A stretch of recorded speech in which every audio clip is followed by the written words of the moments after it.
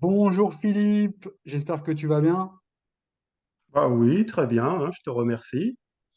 Merci d'avoir répondu positivement à mon invitation pour nous faire partager ton parcours de pongiste.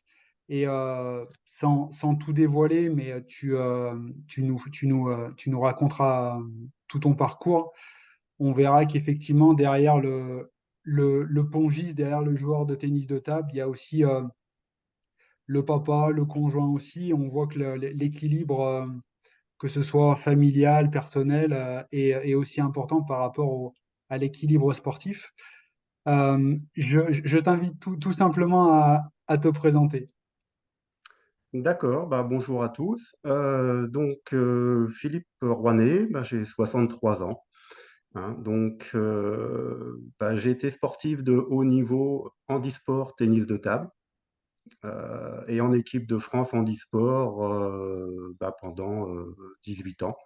Donc une grosse carrière avec 4 Jeux paralympiques, 4 championnats du monde, 7 championnats d'Europe, des championnats de France et beaucoup de médailles, hein. Uniquement aux Paralympiques de Séoul où je n'ai pas ramené de médaille. Donc un bon palmarès sportif. Pourquoi handisport? Alors handisport, c'est parce que je suis handicapé de naissance, hein. Donc il me manquait l'avant-bras et la main droite. Euh, donc ça, il fallait faire avec, hein. J'ai tout le temps vécu avec. Mais ça ne m'a pas empêché de pratiquer différents sports, le football, faire du ski. Le tennis de table, c'est arrivé quand j'avais 13 ans. Un club a ouvert dans mon village de la Verpillière en hiver. Donc là, on a touché un petit peu la petite balle. C'était plus du loisir que vraiment de la compétition, hein. Euh, donc on verra un petit peu après comment je suis passé, parce que là, c'était du sport valide, hein. On dit sport, en 73, c'était pas trop connu non plus. Euh, mais bon, ça m'a permis de progresser fortement en tennis de table. Merci Philippe. Euh, Tu parlais justement, qu'est-ce qui a fait que tu t'es dit, le tennis de table, c'est vraiment ce sport que je vais faire à un moment donné finalement de ta jeunesse. Oui, alors, bon, on va dire déjà, je jouais au football. Mais bon, en hiver, il fait un peu froid, on va dire. Et puis, le tennis de table, l'avantage, c'est que c'est en salle. Sport individuel, l'handicap, ça joue un peu. Bon, pour moi, initialement, c'était plutôt le service qui me posait des problèmes, hein, pour lancer de la même main. Après, quand j'ai évolué dans la compétition, j'ai vu que ça générait d'autres problèmes d'équilibre, de reprise d'appui et tout ça qu'il a fallu que je travaille. Euh, mais bon, et puis j'avais des facilités. Enfin, comme dans tout sport, hein, des fois c'est plus facile de jouer sur certains sports. Puis l'ambiance. Voilà. Je veux dire aussi dans un club, ce qui est important, c'est l'ambiance, hein. Si on se sent bien, si on a envie de rencontrer les autres.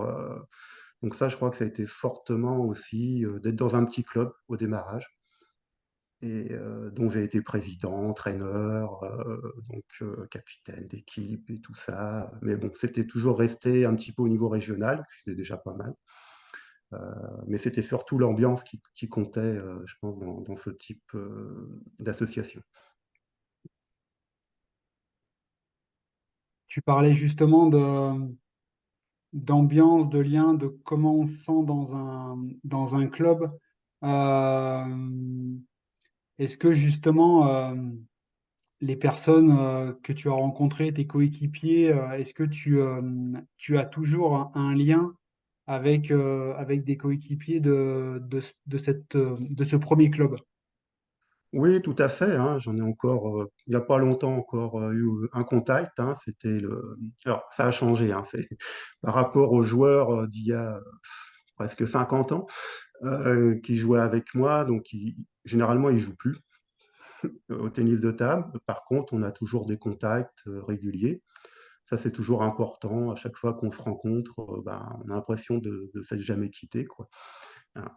Bon, alors c'est sûr que moi, j'ai eu une carrière sportive tennis de table assez importante, hein, et qu'ils sont peut-être restés, mais je crois que ça ça pose pas de problème tant qu'on joue pas les uns contre les autres.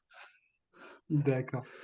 Euh, Si tu avais deux, trois moments importants dans ta carrière de pongiste, euh, ce serait, lesquels tu retiendrais? Bah, la première, c'est une rencontre, hein, déjà, qui m'a fait passer du tennis de table un peu loisir à vraiment l'esprit compétition. C'est quand je suis rentré au lycée, bah, avec un autre partenaire de mon club, hein, on a eu la chance de rencontrer un autre lycéen qui arrivait également, mais d'une section sport-études, tennis de table. Donc là, c'était complètement différent. Il nous a fait découvrir ce qu'était vraiment le tennis de table compétition, le matériel aussi beaucoup plus performant avec des raquettes, des revêtements, et puis l'entraînement. Qu'est-ce que c'était un véritable entraînement avec des exercices. Et en plus, on a eu la chance au lycée, dont j'étais à Bourgoin-Jallieu, c'est qu'il y avait un certain nombre de tables disponible le midi, donc on pouvait s'entraîner tous les midis au tennis de table. Et puis, donc là, ça nous a fait progresser et passer vraiment du petit sport tennis de table à vraiment la compétition et la volonté de progresser. Ça, c'était la première rencontre. Après, j'en ai une deuxième. Quelques années après, c'est quand j'étais à 21 ans, j'étais en fac de sciences et j'avais muté dans le club de Rieux-la-Pape, qui était un bon club avec champion de France féminine, tennis de table, donc valide, hein. Donc moi aussi, je jouais en équipe une valide à ce moment-là. Et j'ai eu l'occasion de rencontrer deux joueurs en fauteuil roulant, donc qui faisaient partie de l'équipe handisport. Alors, moi, handisport, ça ne me parlait pas trop, hein, parce que j'avais pas senti le besoin de jouer contre des sportifs handicapés, même si je voyais qu'en valide, j'aurais peut-être du mal vraiment à atteindre un niveau exceptionnel. Donc ils m'ont dit, bah, fais un tour, inscris-toi, fais un tour individuel handisport, tennis de table, pour voir ce que ça donne, si ça te plaît ou pas. Donc je l'ai fait. Et c'était un tour de National 2. Ben, le plus haut niveau, c'était National 1, mais j'ai commencé en National 2 par rapport à mon classement valide. Ils prenaient ça en compte. Et là, j'ai remporté le tour individuel. En plus, j'ai battu un médaillé olympique des précédents Jeux paralympiques. Donc, ça m'a donné confiance, hein.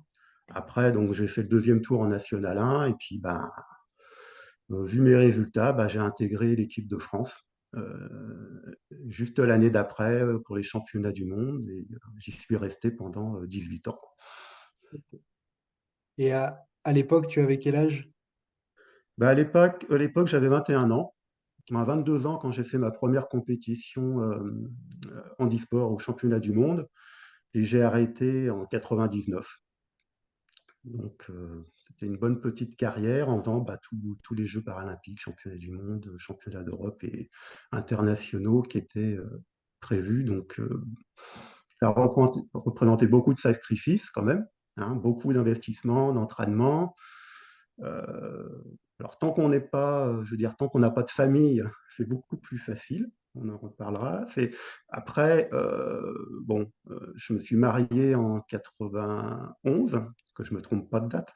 91, j'ai eu un enfant en 92, une fille en 92 et une autre fille en 93. Donc là, ça a quand même bouleversé un petit peu l'approche vraiment au niveau, entraînement, c'était plus dur, on va dire, hein. Des choix à faire, des sacrifices différents, beaucoup plus là, des sacrifices familiaux et tout ça.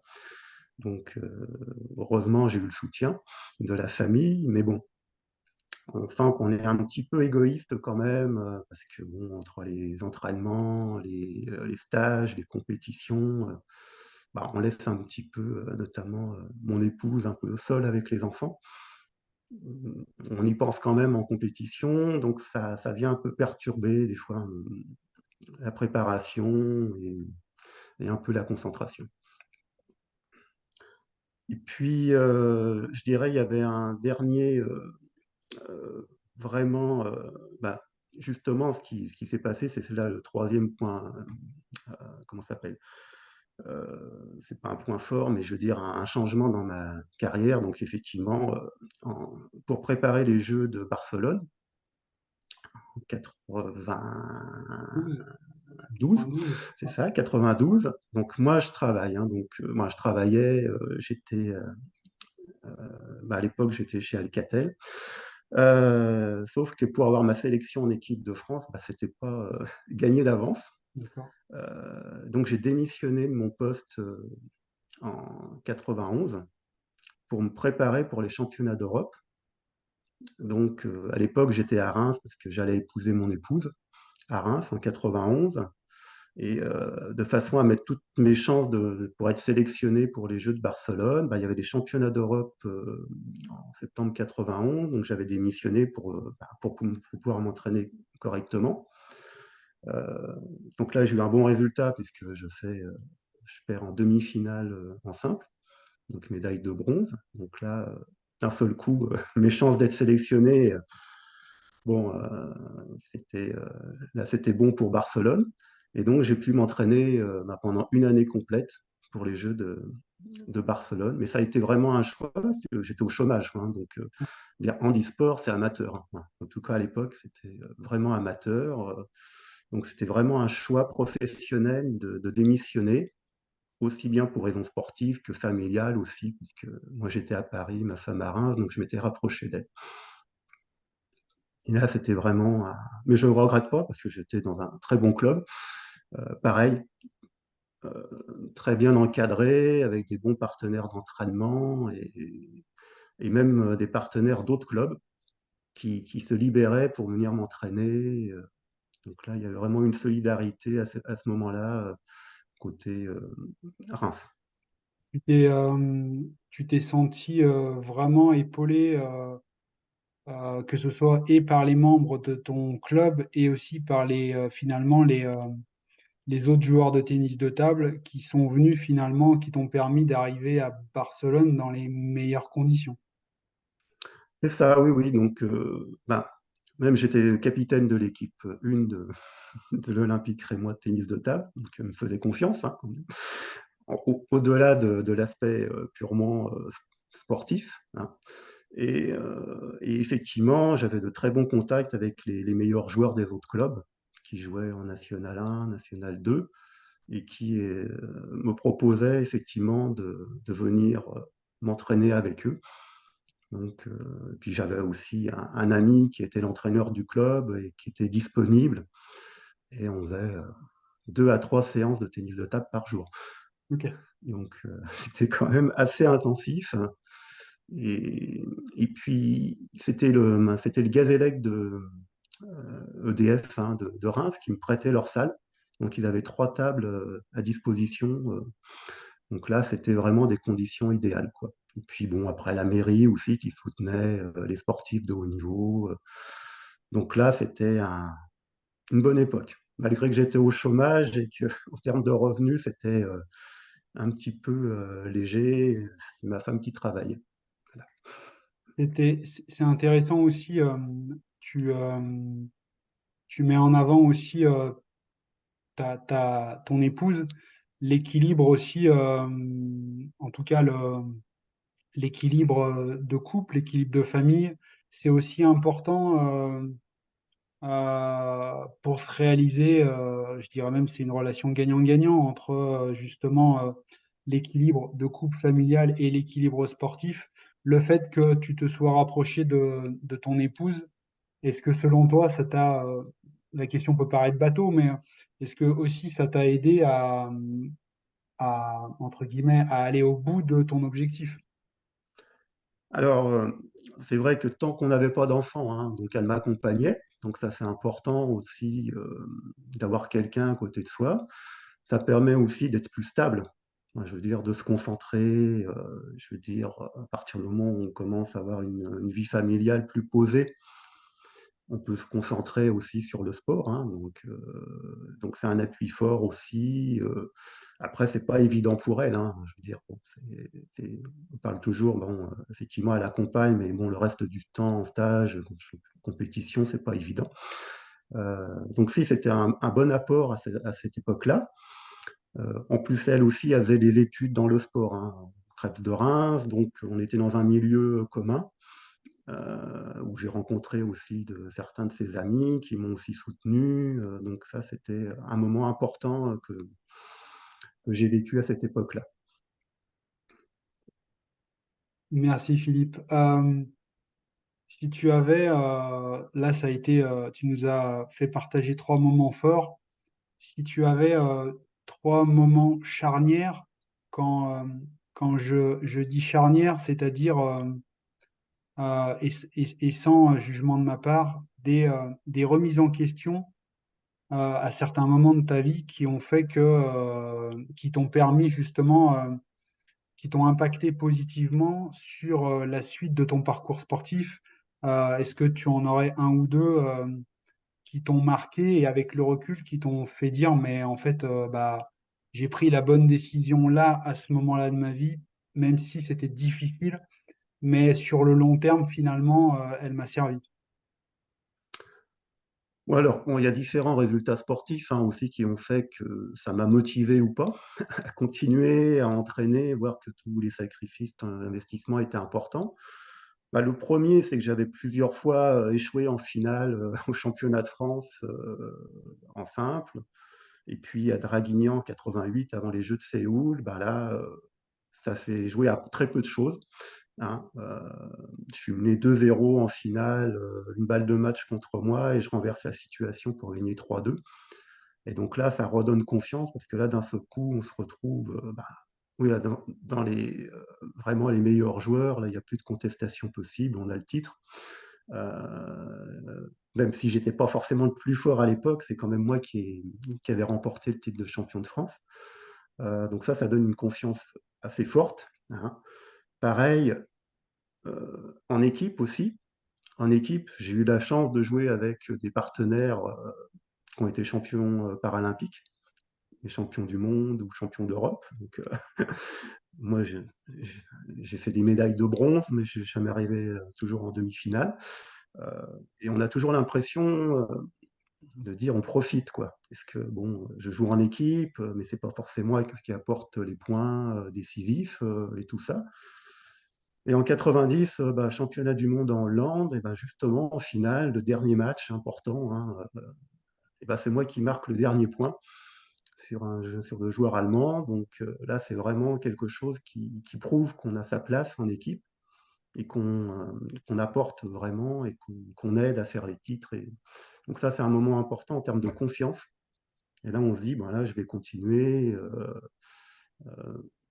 j'apporte vraiment quelque chose. Et puis aussi du côté des partenaires et tout ça, on a de la reconnaissance. Et puis, et je sais même au niveau du directeur technique de la fédération, ça a été un point important. Il m'avait même envoyé la photo du dernier point quand je lève la main, quand je marque pour le titre. Donc ça prouve que lui aussi, il avait vraiment bien vécu. Et donc ça, c'était important dans la suite des relations. Puis après, bah, il y a effectivement un point fort aussi, alors plutôt valide, parce qu'on parlait handisport, mais aussi valide, hein, puisque bon, la majorité du temps, je m'entraînais quand même en valide avec mon club. Et effectivement, avec mon club de Reims, bah, donc j'étais le capitaine et on arrive à monter en National 2, à se maintenir. C'était pas évident parce que bon, on avait des bons joueurs, mais en face, on avait des équipes avec des joueurs première série et tout ça. Donc, et là, on arrive parce qu'on est une équipe à se maintenir. Et puis, donc là, c'était un résultat. Et puis, on avait une ambiance. Hein, je veux dire, c'est quand on progresse, quand on monte, on se maintient. Donc, il y avait les déplacements et tout ça. C'était vraiment pour dire, bah là, ça vaut le coup de s'investir dans le club et puis on faisait aussi la fête tranquillement, en Tu, tu- remportant tu- aussi les après-matchs. Justement, tu parlais d'ambiance, tu parlais d'après-match. Est-ce que c'est aussi, est-ce que ça permet aussi, au-delà des résultats, mais ça permet aussi de créer du lien très très fort entre les joueuses, entre les joueurs, pour justement après après justement avoir des résultats bons, excellents, voire excellents. Bon, bah, c'est certain, hein. Je veux dire, le fait d'avoir du plaisir à jouer et en plus de jouer avec des coéquipiers avec qui on s'entend bien dans le tennis de table et en dehors du tennis de table, ça c'est très important parce que bon, bah, après, on faisait aussi les anniversaires ensemble, mariage. Donc, bon, ça, bah, on avait un joueur première série bosniaque qui s'est marié en Belgique. Pratiquement tout le club était à son mariage, quoi. Donc, on a fait le déplacement. Donc, c'était vraiment une famille importante dans le tennis de table. Et ça, c'est important d'avoir envie de venir s'entraîner, de rencontrer les gens et puis que ça aille plus loin que uniquement la compétition. Là, ça a été vraiment un moment fort. Enfin, c'est des moments forts qu'il faut vivre.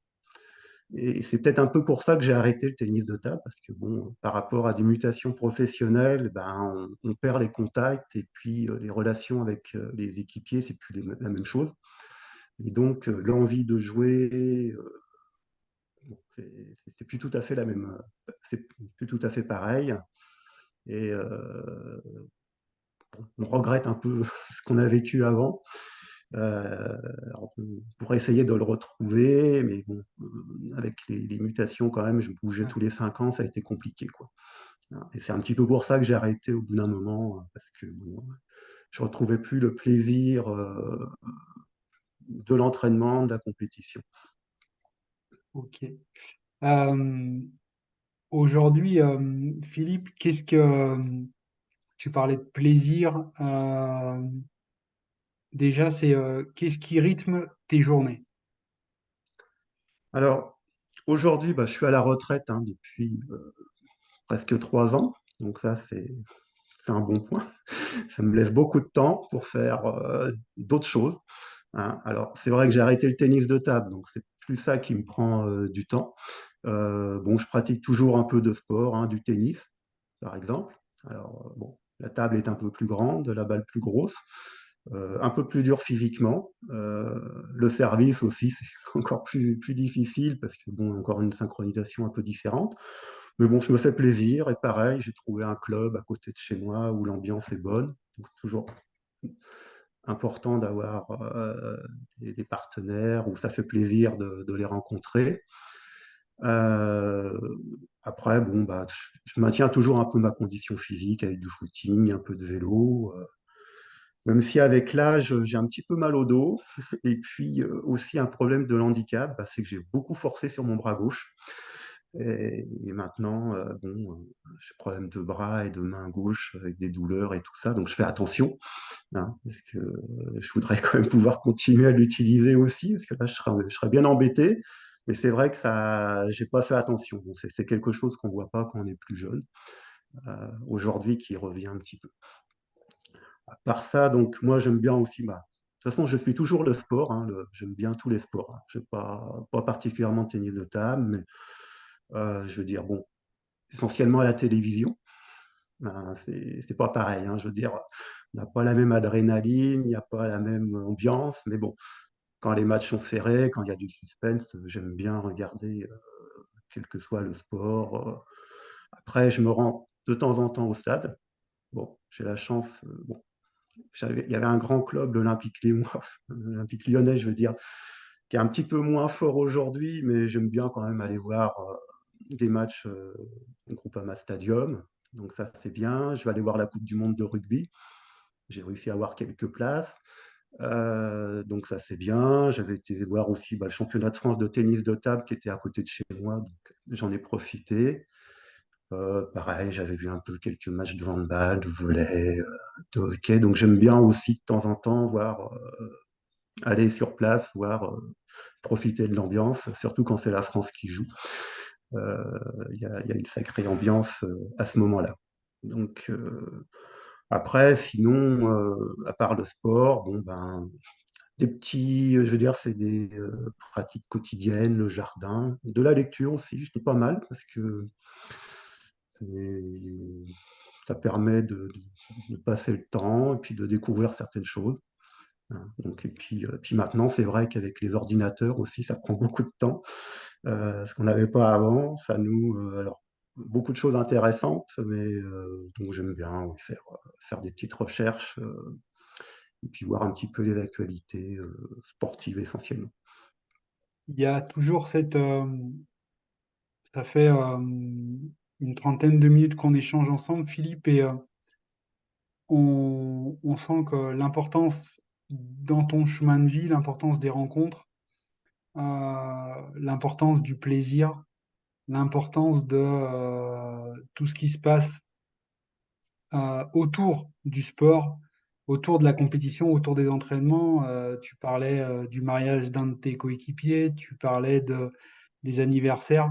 On sent vraiment et tu me diras ce que tu en penses, on sent que ce sont vraiment des éléments, un petit peu des piliers sur ton parcours de vie.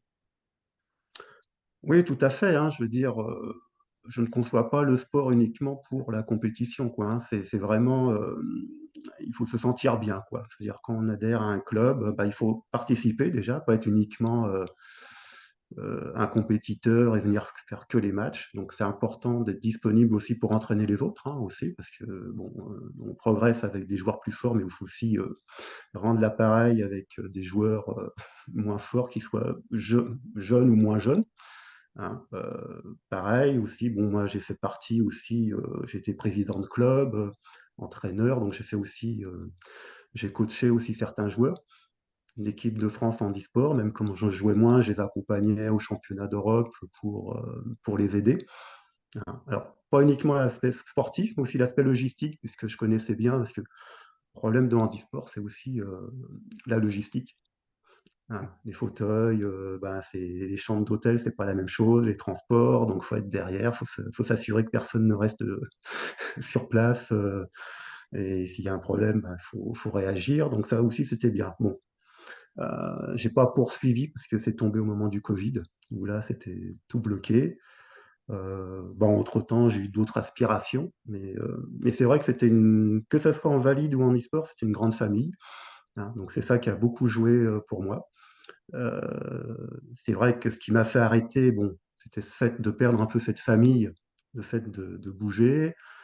Et puis, il y avait aussi, en termes de, ben, on a un petit peu parlé familial, hein, bon, avec les enfants et tout ça. À un moment, bah, il faut aussi s'occuper d'eux vraiment, être présent. Donc, c'est plus trop compatible. Ben, pour moi, c'était plus compatible avec la vie de compétition de haut niveau, sachant que bah, je travaillais à temps complet, quoi, en plus, hein. Donc, je veux dire, quand je prenais sur mes vacances, même si j'avais droit à quelques semaines de congés, le reste, il fallait que je le prenne sur mes congés, et donc au détriment encore de la famille.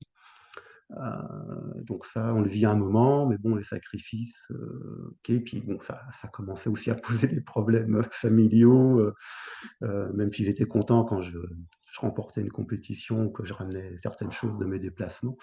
Heu, mais bon, ça c'est un ensemble de choses qui a fait que j'ai arrêté, bah, j'ai arrêté, sur une finale, ben, sur un titre de champion de France, donc c'était pas mal. Donc c'était un j'ai pas arrêté sur une phase descendante, quoi. Et Donc ça, c'est c'est- important aussi pour dans la tête de finir sur un bon résultat et pas se sentir, diminué au fur et à mesure. tu, quelque part, tu as choisi d'arrêter au moment où tu voulais arrêter. Tu as été acteur finalement de ta fin de carrière. Tout à fait, oui, oui, c'est vraiment moi qui ai décidé. Bon, c'était lié à la famille et aussi, bon, j'étais muté, de Paris à Rouen, avec mon travail, donc ça commençait et puis je prenais un poste de management, donc c'était un peu compliqué. Effectivement, parce que j'étais prévu pour les championnats d'Europe et j'ai dû dire que j'arrêtais avant. Donc c'est vraiment une décision, voulue, réfléchie, heu et puis il n'y a pas de regret à avoir, on arrête. Bon, j'avais quand même, 39 ans à l'époque, hein, donc c'est pas non plus, en plein milieu d'une carrière, c'était quand même une bonne carrière déjà d'accompli.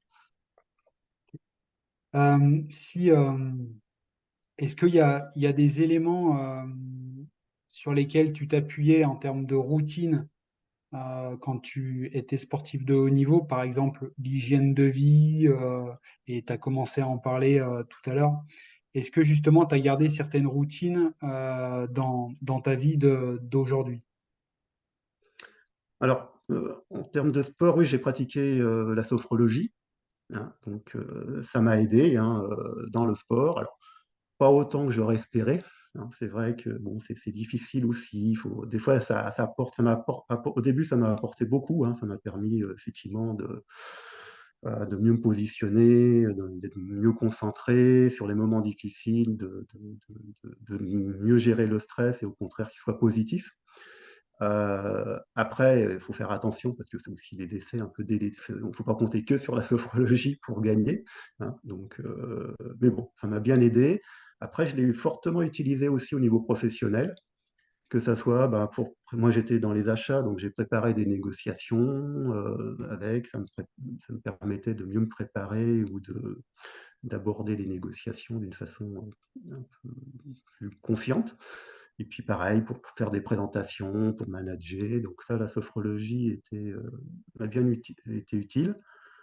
Là aussi, quand je joue au tennis, bah, j'ai toujours des petites, pratiques de visualisation, de concentration que j'utilisais au tennis de table et qui me sont utiles à des moments importants.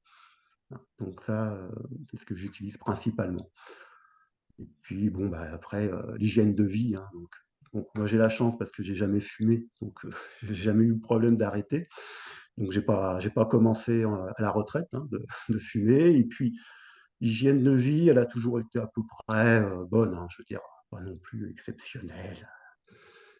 J'aime bien me faire quelques plaisirs aussi, on peut faire la fête, mais bon, j'ai pas changé mes habitudes et ça, je pense qu'effectivement, c'est un c'est une bonne chose de pouvoir, quand on fait du sport, se tenir à cette hygiène et pouvoir la continuer après. Et tout à l'heure, tu parlais justement, tu faisais le focus sur la sophrologie. Avec le recul, est-ce que ça t'a permis de mieux te connaître? Ou bah, oui, on est obligé de se reposer des questions quoi, hein, d'arriver à sentir les moments où effectivement on aurait besoin, d'évacuer du stress, surtout ça, hein, qu'on est tendu donc bah, il y a la respiration qui va permettre de mieux se positionner, bon, bah, la sophrologie, aussi de la visualisation, hein, de l'espace un petit peu, et puis de pas se faire attention de pas se centrer sur soi-même par contre. C'est un petit peu, de se centrer sur l'autre et pas sur soi-même, hein. Éviter enfin, je veux dire, de se recroqueviller. Donc ça, c'est important de relativiser et puis surtout, bon, en compétition, c'était, effectivement de faire abstraction de tout ce qui se passe autour, hein. Vraiment de se concentrer, là, on est vraiment sur la concentration, donc ça, c'était vraiment des points importants, de se connaître à quel moment, il y avait besoin d'utiliser ces outils-là, hein, pour être performant. Si, si tu avais le petit Philippe à côté de toi, on va dire, allez, à 10 ans, comment tu penses comment pourrait se passer l'échange? C'est-à-dire comment toi, en tant que Philippe maintenant, qu'est-ce que tu pourrais lui dire? Et inversement, qu'est-ce que le petit Philippe de 10 ans pourrait dire au Philippe de maintenant par rapport à à tout ce chemin parcouru et tout tout ce parcours avec ses challenges, avec ses remises en question, avec ses victoires, avec ses moments forts, avec ses moments un peu plus challengeants, ouais. Comment tu pourrais, comment t'imagines l'échange que pourraient avoir les deux Philippe? Bah, c'est vrai que, ce que je pourrais lui dire, hein, déjà, c'est, bon, on en a parlé, hein, le sport, c'est important, hein, la compétition, de faire, au-delà de ce qu'on peut faire, essayer de progresser et tout ça, ça c'est important. Il faut toujours essayer de faire mieux, hein, ça c'est, alors pour faire mieux, ben, effectivement, ben, il faut avoir de la volonté, quelques sacrifices, bah, il faut s'entraîner, il faut après, ce qui compte aussi, c'est d'avoir du plaisir à faire le sport, quoi. Le jour où on n'a plus de plaisir, c'est là où, de fait, même si on s'entraîne, la performance, ça va plus être au rendez-vous. Et pour avoir du plaisir, bah, il faut savoir s'encadrer, ben, avoir, des amis, avoir envie d'aller à l'entraînement, si on joue en équipe, bah, de retrouver ses partenaires, d'aller au-delà des matchs et puis de vraiment lier des amitiés. Donc ça, c'est important, de faire attention aussi de ne pas manquer les opportunités, hein. Donc quand on peut faire effectivement avoir des rencontres particulières, que ça soit sur le niveau sportif ou mental, hein. Sur la sophrologie, il fallait rencontrer quelqu'un de bien qui puisse bien guider, hein. Donc ça, c'est important, tout cet encadrement et puis cette ambiance qu'on doit trouver dans le sport au-delà de la pratique en elle-même. Après, lui, qu'est-ce qu'il pourrait me dire? Il pourrait un petit peu me dire, «Oui, oui, mais maintenant, à l'époque, dans les années 90, c'était facile, hein, handisport, tu as fait des médailles, OK, au niveau, il était moins fort, c'était de l'amateurisme, maintenant, c'est beaucoup plus professionnel, ça serait beaucoup plus dur. Moi, si je voulais y arriver, il faudrait que je sais pas, si j'étais comme toi, est-ce que tu y arriverais encore à ce niveau-là?» Bah, je pense qu'il y a pas de il pourrait effectivement m'interpeller un peu là-dessus, hein, tout en reconnaissant mes résultats sportifs, en disant: «Bah oui, tu as fait une belle carrière, c'est bien, bon», après on voit qu'il y a eu ben, des moments forts, hein, donc ça, on me dit: «Mais il y a aussi des moments moins forts». Bah oui, de toute façon, c'est toujours pareil, on se pose des questions, surtout dans les blessures, on n'en a pas beaucoup parlé. Ce que je pourrais lui dire aussi, c'est aussi sur les blessures, il faut faire attention, quoi, hein, donc et puis savoir, suite à des blessures, bah, prendre le temps de les soigner, déjà, heu et justement la sophrologie permet, même quand on est blessé, de continuer à s'entraîner mentalement. Ça, je crois que c'est un point important, qui aide, et après, ben, c'est de repartir progressivement, de vouloir, et c'est des moments un peu difficiles effectivement, ça, suite à une blessure. Heu, donc après, ben, j'espère qu'il me dirait aussi bon, à part le caractère handisport, parce que le but c'est pas que tous les gens soient handisport, c'est effectivement, bah, de dire que, ben, effectivement, j'ai eu de la chance de rencontrer, des bonnes personnes et de pouvoir, pratiquer le sport pendant, beaucoup d'années, à haut niveau. Heu, donc ça, je pense que et puis me féliciter sur mes résultats, donc ça fait toujours plaisir. Voilà, et puis, moi, je sais que si je pouvais poursuivre avec les jeunes, effectivement, sans jouer en compétition, mais plutôt coacher et tout ça, c'était aussi, important pour la pratique. Et c'est important justement la transmission de ton chemin de vie, de ton parcours, la transmission aux générations d'après. Bah, oui, je pense que ce que les autres m'ont apporté, c'est bien aussi de l'en faire profiter, hein, donc bah, effectivement, j'avais un peu, coaché, certains membres de l'équipe de France à une époque, hein. Bon, j'ai arrêté, bah, là, éventuellement, je pense peut-être reprendre le tennis de table, mais en loisir, hein, pas en compétition parce que je me sens plus l'envie de jouer en équipe, de faire des déplacements, par contre, si je peux apporter au club, notamment vis-à-vis des jeunes et puis même un peu moins jeunes, mon expérience, pour les aider ou en relançant, la balle, on va dire, ou en les aidant un petit peu à mieux s'entraîner, ou à les aider dans des compétitions, pourquoi pas? Hein, ça, c'est important aussi je l'ai déjà fait, j'ai arrêté, pourquoi pas recommencer un petit peu,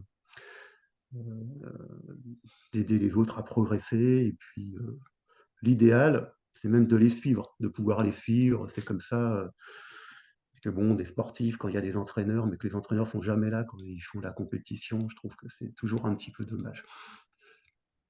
complètement. Euh, tout à l'heure, tu as mis en avant certains moments où du coup tu as connu la blessure. Euh, si tu es, si t'es d'accord, comment justement t'as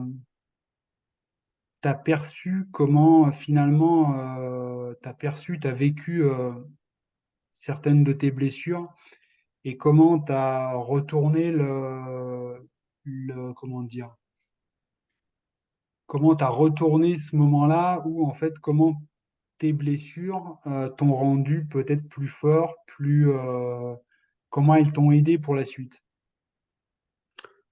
Alors, je ne sais pas si elles m'ont aidé par la suite, hein, mais moi, si elles m'ont aidé dans le sens de faire attention à certains moments de préparation, parce que généralement, c'est au moment où on est le plus fort que les blessures arrivent, quoi. Parce qu'effectivement, on a un entraînement intensif et c'est un moment vraiment où on se sent bien et tout ça, qu'on ne fait pas attention. Donc, déjà, de savoir réguler un petit peu l'entraînement. Donc, ça, c'est un peu ce qu'on.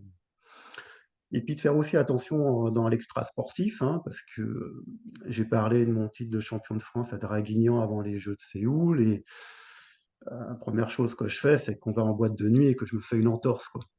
Juste quelques mois avant les Jeux. Donc, faut faire attention aussi à l'extra sportif. Il faut être vigilant. C'est un petit peu jeune à l'époque. Donc ça, j'ai fait attention. Par contre, effectivement, ça repose des questions. Ce qui permet de progresser, c'est de se dire comment je peux effectivement garder mon niveau, même si je peux moins m'entraîner pendant un moment. Donc, j'en ai parlé un peu tout à l'heure, notamment la sophrologie qui permet, même mentalement, de s'entraîner, de visionner et tout ça.